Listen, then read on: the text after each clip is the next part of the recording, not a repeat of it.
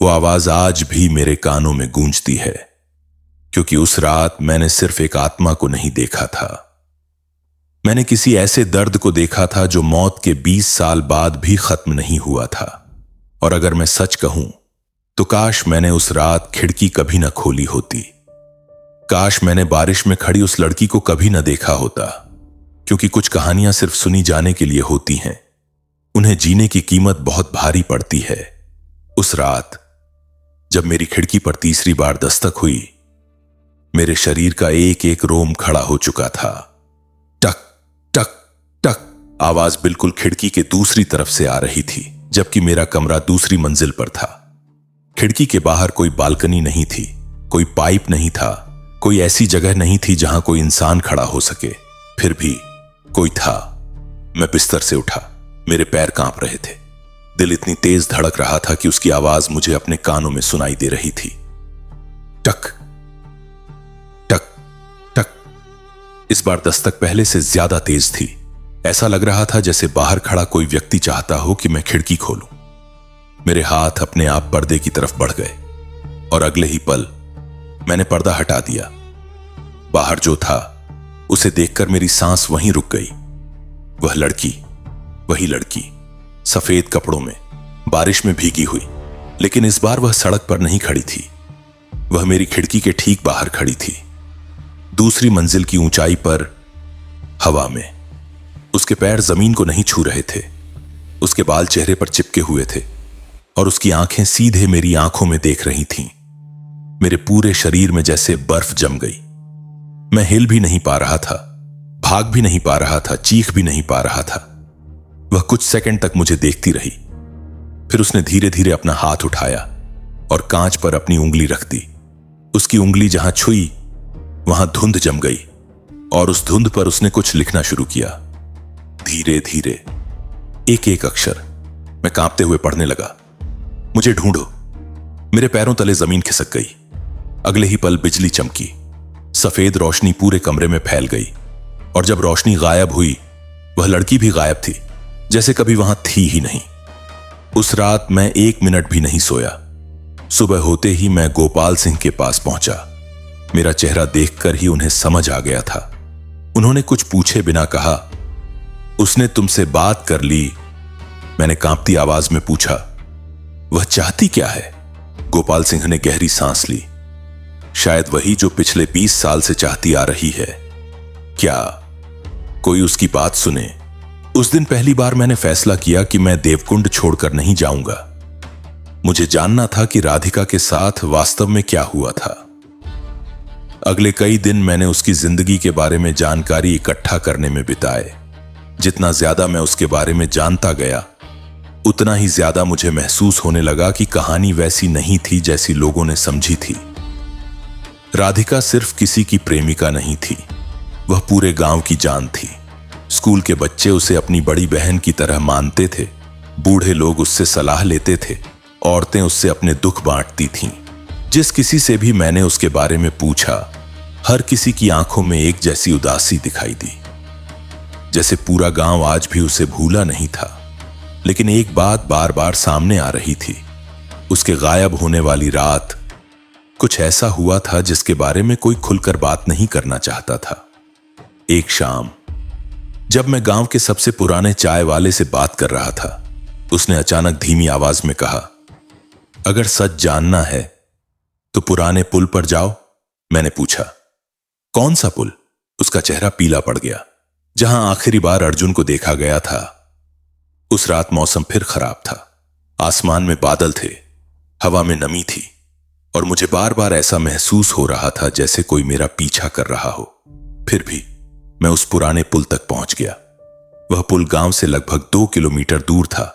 नीचे गहरी खाई थी जिसमें एक उफनती नदी बहती थी। बारिश शुरू हो चुकी थी, ठंडी हवा मेरे चेहरे पर पड़ रही थी और तभी मुझे वह दिखाई दी, राधिका। इस बार पुल के दूसरी तरफ वह चुपचाप खड़ी थी, सिर झुकाए, बारिश में भीगती हुई।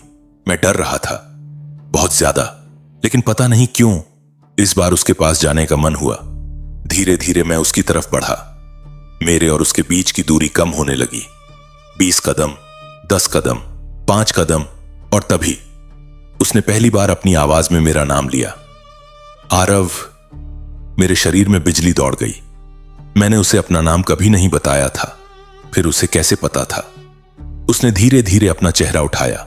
उसकी आंखों में आंसू थे, सच्चे आंसू। और पहली बार मुझे उसमें डर नहीं दिखाई दिया, मुझे दर्द दिखाई दिया। ऐसा दर्द जिसे शब्दों में बयान नहीं किया जा सकता। वह कांपती आवाज में बोली, वह अभी भी जिंदा है। मेरी सांस रुक गई।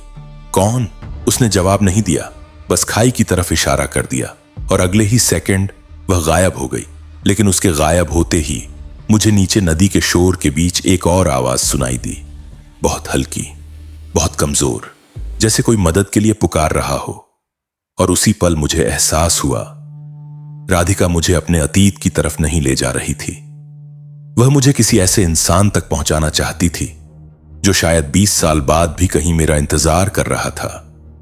और उस रात मुझे बिल्कुल भी अंदाजा नहीं था कि जो सच मेरे सामने आने वाला है वह किसी भूत से कहीं ज्यादा डरावना होगा।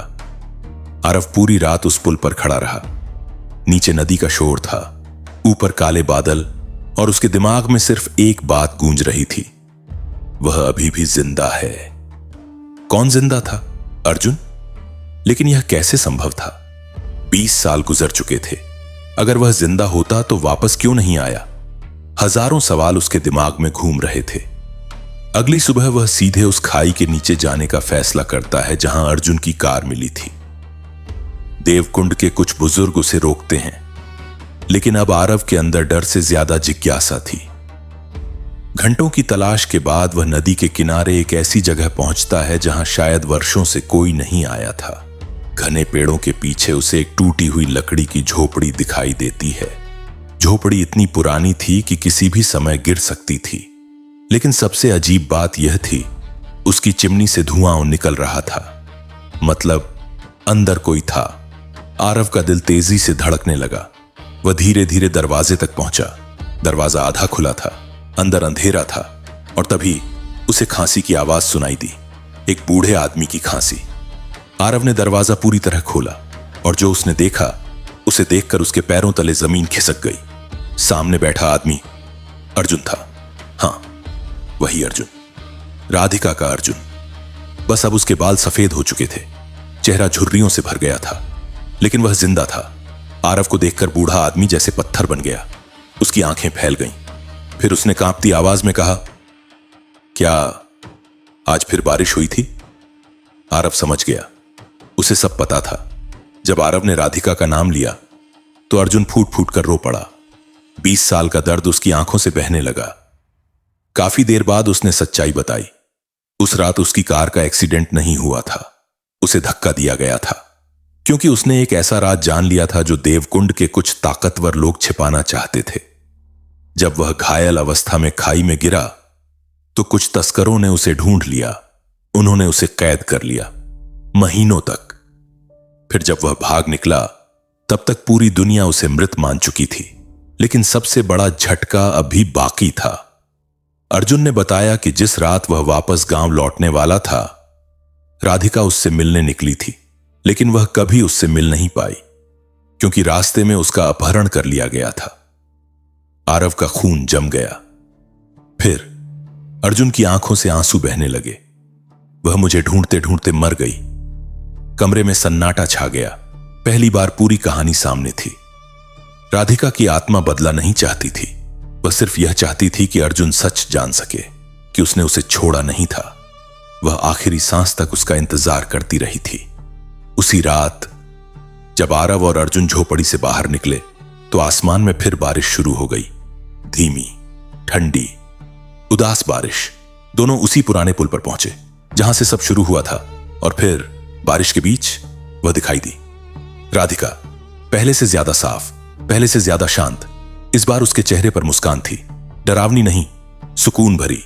अर्जुन कांपते हुए उसकी तरफ बढ़ा।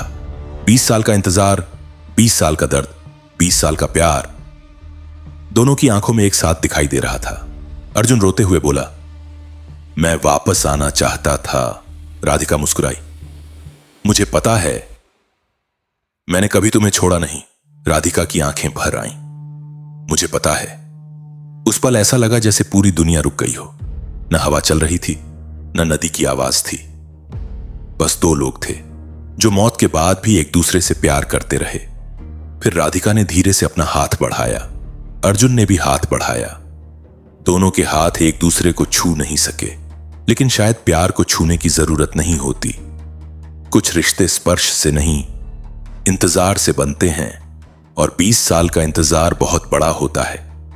राधिका ने आखिरी बार अर्जुन को देखा, फिर आरव की तरफ देखा। उसकी आंखों में धन्यवाद था, जैसे वह कह रही हो, अब मैं जा सकती हूं। अगले ही पल उसके शरीर से एक सफेद रोशनी निकली। बारिश की हर बूंद उस रोशनी में चमकने लगी और धीरे धीरे राधिका हवा में घुलने लगी। उसकी मुस्कान आखिरी पल तक बनी रही, फिर वह गायब हो गई, हमेशा के लिए। उस रात के बाद देवकुंड में किसी ने उसे फिर कभी नहीं देखा। लेकिन कहानी यहीं खत्म नहीं हुई। कुछ महीनों बाद अर्जुन की भी मृत्यु हो गई, शांतिपूर्वक, अपनी नींद में। गांव वालों ने कहा कि उसकी मौत के समय उसके चेहरे पर मुस्कान थी, जैसे वह किसी से मिलने जा रहा हो, और शायद वह सच था। आज भी जब देवकुंड में बारिश होती है, लोग उस पुराने पुल के पास से गुजरते हुए एक पल रुक जाते हैं। कुछ लोग कहते हैं कि वहां अब भी दो परछाइयां दिखाई देती हैं, एक लड़का, एक लड़की, साथ खड़े हुए, बारिश को देखते हुए। लेकिन अब उनमें डर नहीं है, क्योंकि यह किसी भूत की कहानी नहीं थी। यह इंतजार की कहानी थी, यह अधूरे प्यार की कहानी थी, यह उस लड़की की कहानी थी जो सिर्फ बारिश में दिखती थी, क्योंकि बारिश ही उसकी आखिरी याद थी। और कुछ प्यार ऐसे होते हैं जो मौत से हारते नहीं, बस बारिश बनकर लौट आते हैं।